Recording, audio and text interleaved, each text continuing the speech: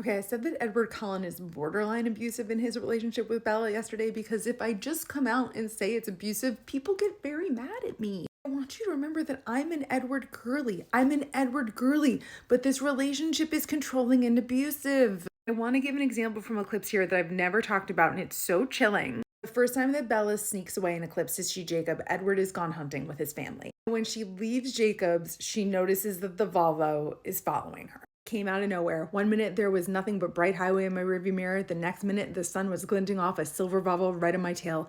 Oh crap, I whimpered. I considered pulling over, but I was too much of a coward to face him right away.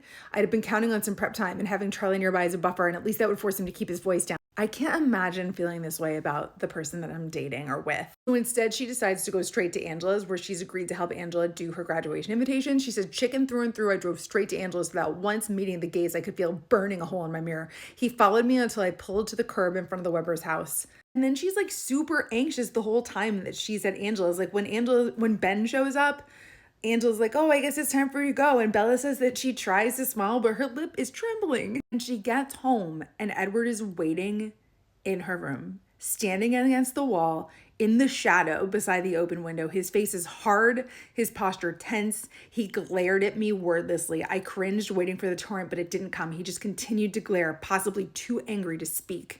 His face could have been carved from stone.